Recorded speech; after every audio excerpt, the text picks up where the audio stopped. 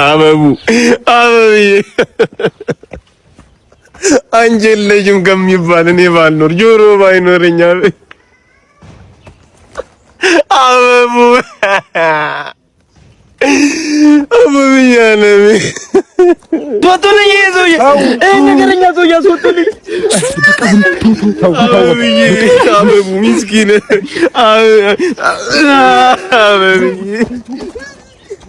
የኔ እናት አስለምደሽኝ ምን ነው ማግያ ፊልድ ወጥቷልና ገባበኛ አበብዬ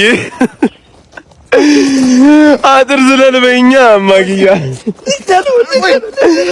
የዝርቆት ነገር እንደሚጣፍጥ እያወቅሽ አበብዬ የዝርቆት ነገር ስላለ እንዴ ባለቤቷ እዚህ ጋር ተቀምጦ ያማለ አይጣፍጥም ዋሻው አይጣፍጥም ነው አይጣፍጥም ወይ አበብዬ ለግጀሉ አበቡ ዜሮ አለቃ አቤት እኔስ እንደው በጣም ዘንድሮስ አንተ በጣም ችግር አለ በቃ እኔ በጣም ነው የመረረኝ የቤት ክራይ የምከፍለው አጣው በቃ ምንም ማረጋው አጣው ቢጨንቀኝ ዛሬ ገብርኤል ቤተክርስቲያን ነው ያደርኩ ገብርኤል ቤተክርስቲያን አይዞህ ወንድሜ እንዴት አይዞህ አልከኝ ነገ ደግሞ ሚካኤል ታድራለህ ሰርገኛ መጣ በርበሬ ቀንጥሱ አዲስ ጎጆ ጮች በኑሮ አልቅሱ አለ አም ካም ፍሮም ኢትዮጵያ ዩ ካም ፍሮም ኡጋንዳ ማይ ቻይልድ ኔም ኢዝ ሙጉሉ ሞንጋዳ እንዴ ዩ ሉክ ላይክ ዳታ አም ዩር ፍንዳታ አይገርምሽም እንዴ የደስ ያላት ጉማሬ እቀልባለሁ ቤቴ ከምሬ ሙያ አለኝ ብላ ራሷን ክባለች ገንፎ ለመስራት ሽንኩርት ታቁላላለች አሉ እንዳንቺ አይነት እኮ ነው እንደኔዋ ጉድ ዘጎቲን ፍቼ ዛራው እንዲስ ኮየፈቼ ፍየሎዲ ቅዝምዝም ወዲያ ዕውቀትሽ ጨምሯል የኔ ድል አህያ አቤት ዕውቀት አንቺ ምን ነው እኔማ ግመል እኮ ምራቋን ስትጥብሽ እኮ ነው ሰው እንዳልሆንሽ የገባኝ የሆነ ጭንቅላትሽ ላይ መከዘም አለብሽ የሆነ ነገር በማጣራው አጣራዋለሁ እንጂ እኔ እኮ የሚገርመኝ ትዳራለህ የተባልኩት ለቢልሌ ይሄን የጉሽ ጠላ ስለጋ ሰማይና ምድሩ ሲዞርብኝ ነጋ ሀቢቢቲ አም ኦፕን ኤሪያ ማይ ሼፕ ኢዝ ማማሰያ ልቤ በናፍቆት ቢጠብቅሽም ብር ሲለኝ መርሼ ዘጋሁት እንደማለት ነው ያስታውቅብሻል አባብጠሽ ስትመጪ አርስዬ ሲገረፍ ቤቱን አትረብሺ አሉ እንዴ ምን ነው አንቺ ፈለጌና በጥሩልኝ ዳርዳሩ እንኳሉልኝ አልሽሳ እንዴ my milk tank is speechless my wife is meaningless አሉ እንዴ የወተቱ ክራይ በጣም አቃውሶኝ ሰላም ዋሉ ጋሽ ጥጋቡ ሰላም ነው ቁጭ በሉ የመጣንበትንም ዓላማ ሳናሰካ አንቀመጥም ወደኔ ምን አመጣችሁ የመጣንበትም ዓላማ ልጆትን ለልጃችን እንዲሉን ነው ልጁ የማን ልጅ ነው ልጁማ ያቶ ሽጉጤ ልጅ ነው ልጁ ጸባዩ እንዴት ነው አምሽቶ ቤት ይገባል አረ በጭራሽ አምሽቶማ ወደ ቤት አይገባም በተለይ ከጠጣ ትቦስ ነው የሚያድረው እሺ ግን ልጁ ምን አለው ልጁማ የእርሶ ልጆች ውስጥ ልጅ አለው እኔማ ማግባት ነው ፈልገው የኔ ልጅ በዚህ ጊዜ ሰርግ መደገስ ማለት ማሳህን አንበጣ ሲበላ ቆሞ እንደማየት ነው 20 በሬ በቂ ነው ሰማለን ኑሮ በዚህ ከቀጠለ ወደፊት ድንሽ በዳጣ ደግሶ ልጁን ድል ባለ ሰርግ የዳረው ያሳውየ ነው መባል አይቀርም ለምሳሌ አውሮፓ ውስጥ 100 ሰው ይጠራል ይገኛ 60 ሰው ስጦታ ይዞ የሚመጣ 60 ሰው የጠፋ ዕቃ ምንም እዚህ ኢትዮጵያ ውስጥ ደግሞ የተጠራው 200 ሰው የሚመጣው 700 ሰው ስጦታ የሚያመጣው 17 ሰው ባለቤቴ ፈልገው ነው ንገረኝ አትዋሸኝ ፈጣሪ ሆይ ሁለት አበዛብኝ እኔ አልቻልኩም ማዘር ምሳም የለም እንዴ የኔ ልጅ እርሜን አውጣው ሰውየውም የሞተው በረሃብ ነው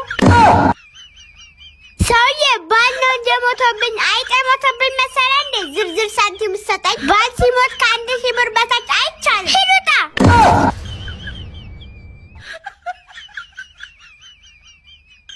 እማማ ዝናሽ ቀብር አስፈጻሚዎቹ ሬሳ ለመሸኘት 50,000 ብር ብለዋል 50,000 ብር አዎ 50,000 ብር ብለዋል ሬሳ ምሸኙት እስከ ገነት ነው እንዴ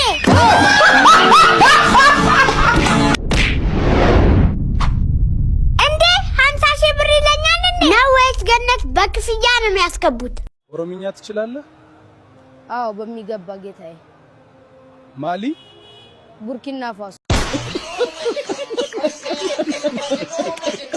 አንዱ ከ12 አመት በኋላ ፍርድ ቤት ሄዶ ጎረቤቱን ይከሷል። የክስ ምክንያት ምንድነው ሲባል የዛሬ 12 አመት አውራሪስ ብሎ ሰድቦኛል።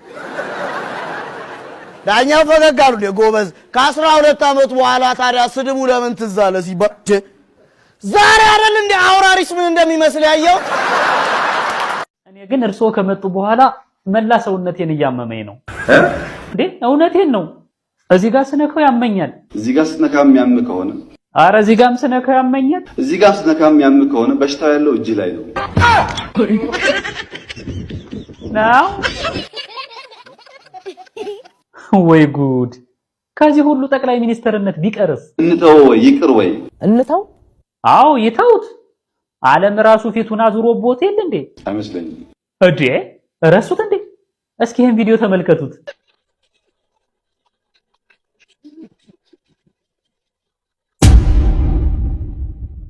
እና ይሄ ስልጣን አያስለቅቅም? ግን 3 አመት መታገስ አለበት። ሌላ 3 አመት ቁልቁል። አሃ አንድ መፍትሄ አለኝ። ለምን ስልጣኖትን ለአቶ ክርስቲያን አይሰጡም? ማለት አይሰጡትም? ምክንያቱም እሺ ኢትዮጵያ ማስተዳደር አይቻልም። ለምን? አበላሽተነዋል። ምኑን ያበላሻችሁት? ካልቸሩን አበላሽተነዋል። እና ምን ችግር አለው? እነሱ ያስተካክሉት የለ እንዴ? ከዚህ በታች የሚሰራ መንግስት ማንም አይቀበልም። ለምንድን ነው የማይቀበሉት? የድሃ ቤት ካላፈረስ የድሃ ቤት ማፍረስ ምን ፈልገው እሱ ነው። አፈረች ዳይቆን ምኑን? ስታንዳርዱን ማበላሸት። ኧረ አይደረግም። ይሄ 10 ቆርቆሮ 20 ቆርቆሮ አንፈልግም። 30 አትፈልጉም? ወይ ጉድ! እንደውም እስከዛሬ ያወጣችሁትን ወጪ ኦዲት እናደርጋለን። የገንዘቡን ኦዲት ማድረግ የምትፈልጉ ሰዎች ሄዳችሁ ሼክ መሐመድን ጠይቁ። ፈጣሪ ያክብራችሁ። ሼክ መሐመድ ይሄ ሲሰሙ ምን ተሰማው? የልቤ ትርታ ደርባ ደርሶ ነበር። ቆይ ዶክተር አብይ አንድ ጀግና ሰው ላሳየዎት። ይሄን ሰው ያውቁታል? አለ እርስዎን ልጠይቅዎት እንጂ። አልፏል። አዎ ግን አስታወሱት? ዓለም የሚያውቀው ነው። እንደው ይሄ ምክር ቤት ዘንግቶት ከሆነ ብዬ እኮ ነው። ይሄ ምክር ቤት ዘንግቶት ቢሆንም ድረ ኢትዮጵያ ህዝብ የሚያውቀው ነው። ይሄ ነገር የተዋጠልዎት ግን አይመስለኝም። ለማዋጥ ትንሽ ቃርቃር ይላል። ሳያላምጥ የሚውጥ መሆን የለበትም። እርስዎ ግን አብይን ምን ብለው ነው የሚጠሯቸው? ፊንጫ። በስንቱ ነው እኛ የምንሰቃየው? የሚገርሞት ሰው እየነቀሉ ዛፍ ይተክላሉ። ገንዘብ ዛፍ ላይ አይበቅልም። ምን አውቄ እኔ ከዚህ በኋላ ቀበሌ ትገባለህ። መታወቂያ አልሰጡኝ። ነዋሪ ነህ? አይ ሟቹ ነኝ። ምን አይነት ደረቅ ጥያቄ ነው? እኔ ነዋሪ ነው ይመጣ ነዋሪ ወኝማ መጣው። አንተ ራስ ምንድን ነህ እዛ ያለው? እስቲ 3 ቁጥር ሄድና እንትናን ወይዘሮ እንትናን ፋይሌን ፈልጊው በላት። ጆሲ ትፈልጓች የለም 9 ቁጥር ሄድሽ እኔ ያለው አይደል በቃ መዝግቡኝ ካለው መሸኛ አምጣ። የት ነው የምሸኘው? እዛው ያለው ሰውዬ ወይ ሻኙኝ ከዛ ሰፈር። እኔ ግራ እኮ ገባን እኮ መመሪያ አልወረደልንም። ከየት ነው የሚወርደው? ከሰማይ ነው። ምክንያታችሁ ራሱ የማያምር ሰው የሚያሳምነኝ ምክንያት ካለ ከቤት ያልወጣም። እኔ አሳምነኝ አንተ እንዳልወጣ አድርጋ እንዲህ ስለሆነ ባሪያው እዚህ ቢሮ እንዳደርስ ካሁን በኋላ በለኝ። አልመጣብህም፣ መቼም አልመጣብህም። ግን ኮንቪንስድ መሆን እፈልጋለሁ። ሰው ኮንቪንስድ መሆን ይፈልጋል እኮ። ዝም ብለህ መመሪያው አይፈቅድም ትለኛለህ። ምን ስለሆነ የማይፈቅደው? አይፈቅድም ብያለሁ። አይፈቅድም ወደ ሌላ ህጋዊ እርምጃ ከመሄዳችን በፊት ይላል። ማሳመን ሲያቅተው ሁሌ ወደ አርድ ኮል ጃስት ባለ ትወጣለህ በርግገህ። አንዱ ከ12 አመት በኋላ ፍርድ ቤት ሄዶ ጎረቤቱን ይከሷል። የክስ ምክንያት ምንድነው ሲባል የዛሬ 12 አመት አውራሪስ ብሎ ሰድቦኛል። ዳኛው ፈገግ አሉ። ጎበዝ ከ12 አመት በኋላ ታዲያ ስድቡ ለምን ትዝ አለ ሲባል ዛሬ አይደል እንደ አውራሪስ ምን እንደሚመስል ያየው። ባል በረንዳ ላይ ትክዝ ብሎ ቁጭ ብሏል። ሚስት መጣች። ውዴ ምን ነው ዲ በሐሳብ ጭልጥ ብለህ የተከዝከው አለችው። ባል አይ የአያከሌ ጉድ እኮ ገርሞኝ ነው። ቤተ ክርስቲያን የተናዘዘው ነገር እኮ በጣም የሚገርም ነው አለ። ምን ብሎ ተናዘዘ ደግሞ ስትለው ሰው በተሰበሰበበት ድምፁን ጮክ አድርጎ አውደ ምህረት ላይ የውሎት እኔ እዚህ ሰፈር ውስጥ ከሚገኙ ባለትዳር ሴቶች ጋር በሙሉ ተኝቻለሁ ከአንድ ሴት በቀር። እሷም ዝሙት ኃጢአት ነው ሁለታችንንም ሲኦል ያስገባናል ስትለኝ ደንግጬ ነው። እና እኔ ኃጢአተኛ ነኝ ይቅር ይበሉኝ አባቴ ይቅር ይበሉኝ ብሎ እግራቸው ስር ድፍት ብሎ ያለቅስ መሰለሽ አላት።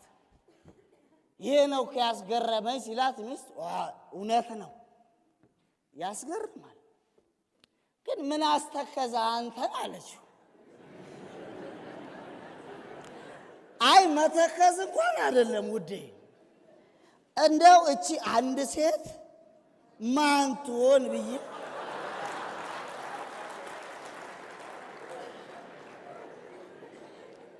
እቺ አንድ ሴት ማን ትሆን ብዬ እየተብሰለሰልኩ እኮ ነው አላት። ሚስት መለሰች፣ ምን የጠፍቶ ነው እንዴ? ወይዘሮ ከሌለች እሷ እኮ ነች።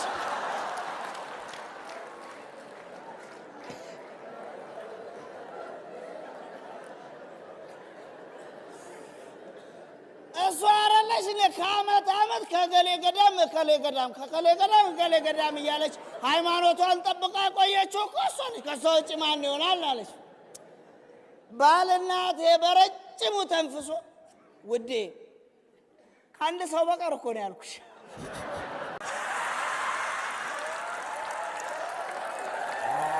የባለ ጉዳዮች ማረፊያ ይላል። ከሞቱ በኋላ መሰለኝ የዘላቂ ማረፊያቸው መሰለኝ እኛ ባለ ጉዳዮች የምናርፉበት እንትን ነው። ወድቆ እኮ ነው ማንም ያነሳው ያየውም የለም። ባለ ጉዳዮች እዚህ ነው የሚያርፉት። እና ያው ባለ ጉዳይ ነበሩ የሚል ከላይ ጽሁፍ እንግዲህ እግዚአብሔር ይስጣቸው የሌላካችልኝ እንደዚህ አይነት ባለ ጉዳይ ማለት ተጥሎ ግቢ ውስጥ ተጥሏል። በቃ ባለ ጉዳይ እንደሚያርፋውን ታውቁታላችሁ። በየቀኑ አንዳንዱ ሰፊ ግቢ ነው ያለው የመንግስት መስሪያ ቤት መቼም በደህና ቀን የያዘው ግቢ ነው ያለው። አራቱንም የአየር ንብረት የምታገኝበት ግቢ ያለ የመንግስት መስሪያ ቤት ደጋ፣ ቆላ፣ ወይና ደጋና በረሃ አንድ መስሪያ ቤት ግቢ እኮ ነው። ግቢው ከስፋቱ የተነሳ 8 ቁጥር መዝገብ ቤት በረሃ ነው። 3 ቁጥር ደግሞ የደንበኞች አገልግሎት ደጋ ነው። እሺ ብለህ እዛ በረሃ ነው ብለህ ነው የምመጣው። ትንገላታለህ። ደንበኛ እንደ ገብስ ይበተናል። በቃ እንበሪት እነዚህ አረፉ። ከዚህ ሁሉ እንግልት በኋላ እነዚህ ደንበኞች በክብር ይሄ ነው በቃ የሚያዝናና ምስል ነው።